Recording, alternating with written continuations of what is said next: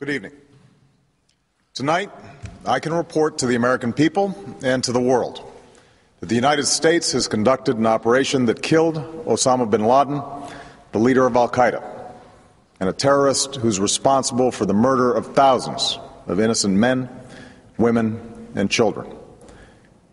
It was nearly 10 years ago that a bright September day was darkened by the worst attack on the American people in our history. The images of 9/11 are seared into our national memory.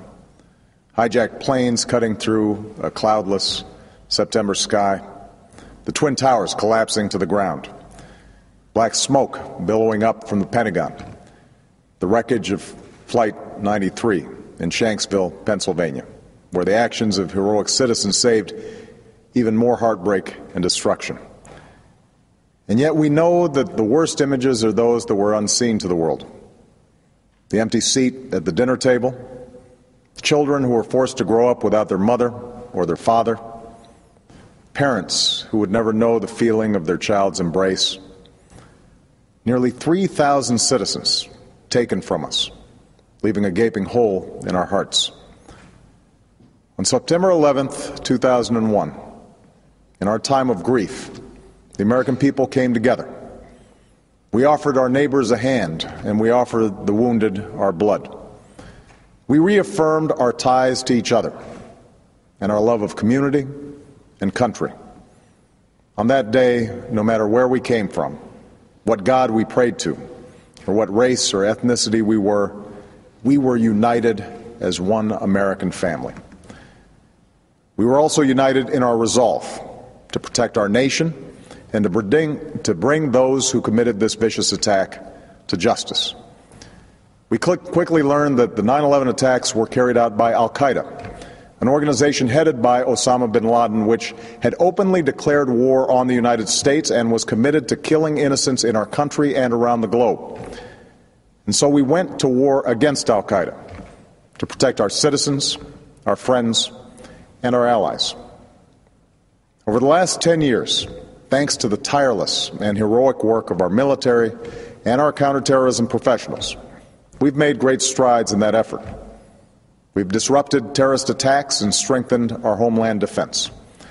In Afghanistan, we removed the Taliban government, which had given bin Laden and al-Qaida safe haven and support.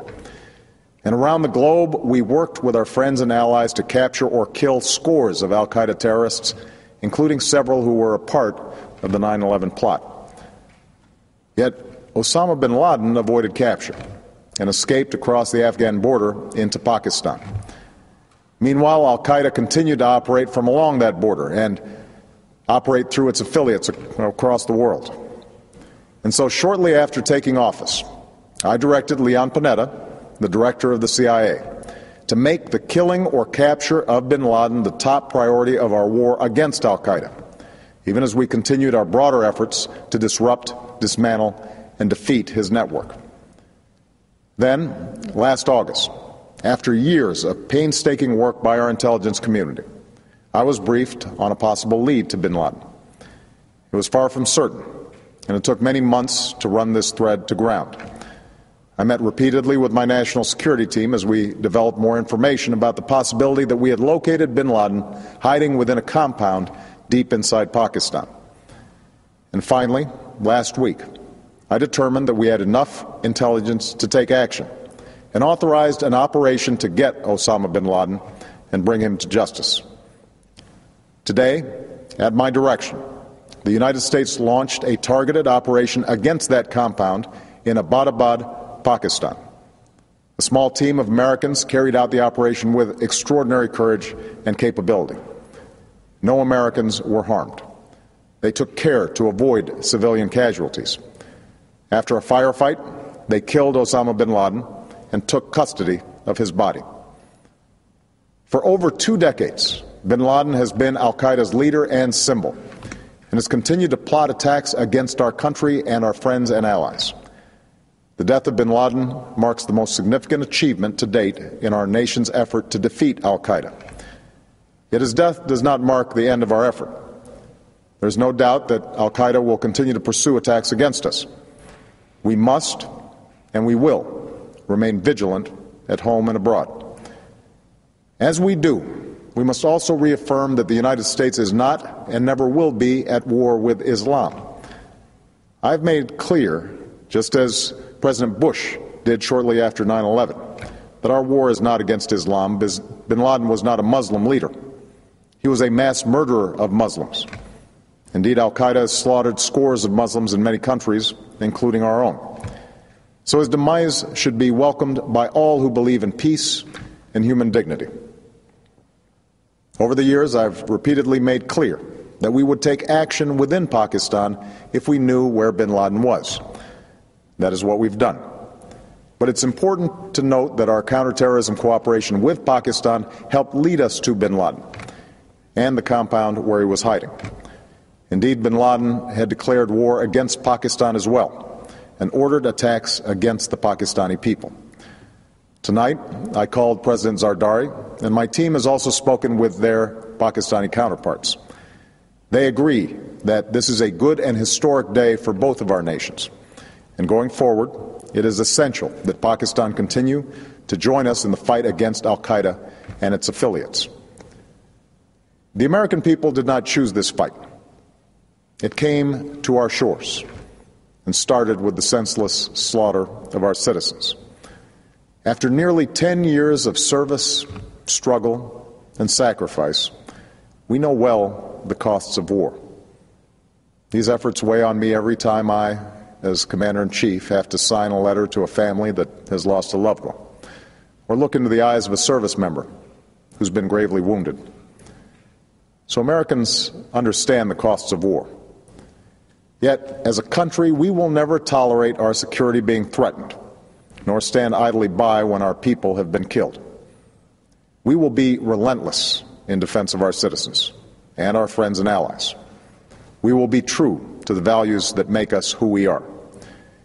And on nights like this one, we can say to those families who have lost loved ones to al-Qaeda's terror, justice has been done.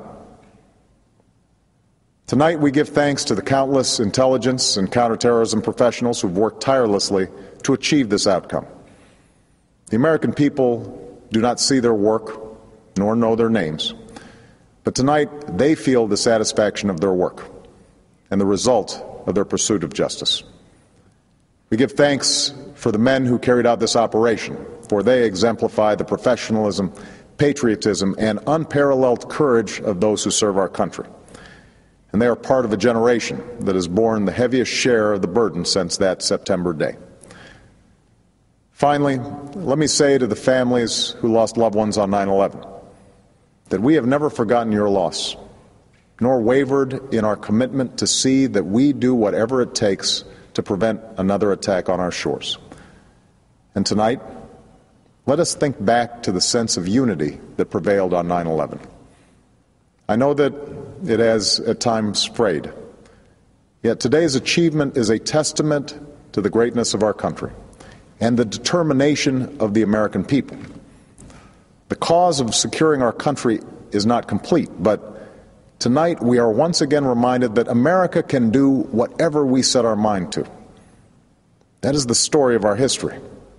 Whether it's the pursuit of prosperity for our people, or the struggle for equality for all our citizens, our commitment to stand up for our values abroad, and our sacrifices to make the world a safer place.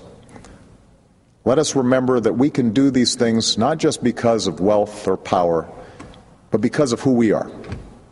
One nation, under God, indivisible, with liberty and justice for all. Thank you. May God bless you. And may God bless the United States of America.